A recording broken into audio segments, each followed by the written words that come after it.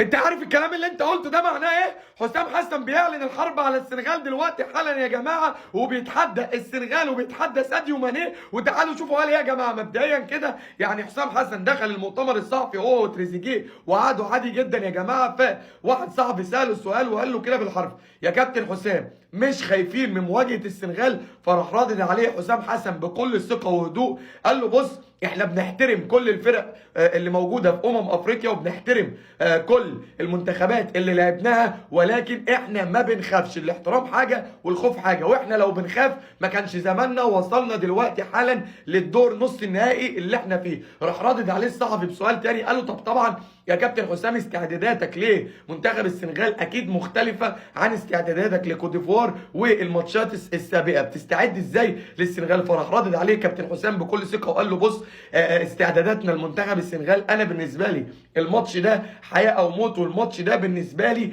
تاريخي. اسال كده تريزيجيه، انا قبل ما نخش دلوقتي حالا المؤتمر الصحفي احنا كنا في محاضره فنيه، وانا وريت الصوره دي لتريزيجيه، ووريت الصوره دي لصلاح، ووريت الصوره دي كمان لصلاح، ووريت الصوره دي لكل لاعيبه المنتخب علشان تكون حافز ليهم ودافع ليهم ان الماتش ده من الاخر حياه او موت، ولازم نكسب يعني بدون اي رحمه، بدون اي رحمه، علشان المنظر اللي احنا كنا فيه ده ما كانش يليق بمنتخب مصر. راح رادد عليه قال له: طب بص، يعني بعد الكلام اللي انت قلته ده كله مش خايفين من خطوره ساديو ماني والتصريحات اللي انت تقولها دي، ان ساديو ماني يعني ياخد التصريحات دي ويلعب بغل وبقوه قدامكم؟ راح رادد عليه يعني بسخريه وبس بثقه جامده جدا، وراح رادد عليه وقال له: انت دلوقتي مع كامل احترامي لساديو ماني ومع كامل احترامي لكل نجوم وكل لاعيبه منتخب السنغال، احنا منتخب مصر الحاصل على اكثر تتويجا او اكثر بطولات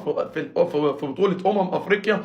انا معايا محمد صلاح افضل لعيب في العالم اللي بيلعب في ليفربول، ومعايا عمر مرموش اللي بيلعب في مانشستر سيتي، تاني او افضل فريق في العالم، وبالنسبه لي تاني افضل لاعب في العالم بعد صلاح. فانت لما تيجي تقارن صلاح ومرموش بساديو ماني او اي حد في القاره دي، هيكون يعني مقارنه ظالمه ليهم جدا جدا، وصلاح ومرموش في حته تانيه مع كامل احترامي لساديو ماني. اضرب يا كابتن حسام. كل الناس يقولوا في الكومنتات يا جماعه بعد تصريحات كابتن حسام حسن دلوقتي، وانه بيخلي لاعيبه المنتخب وبيوريهم صور تنرفزهم وتحمسهم اكتر، هل يعني بعد اللي بيعمله كابتن حسام نقدر نكسب السنغال، ولا بعد اللي عمله كابتن حسام وتصريحاته دلوقتي في المؤتمر الصحفي تخليه منتخب السنغال ايده تقيله علينا؟ كل الناس يقولوا في الكومنتات يا جماعه نقدر نكسب السنغال ولا للاسف مش هنقدر؟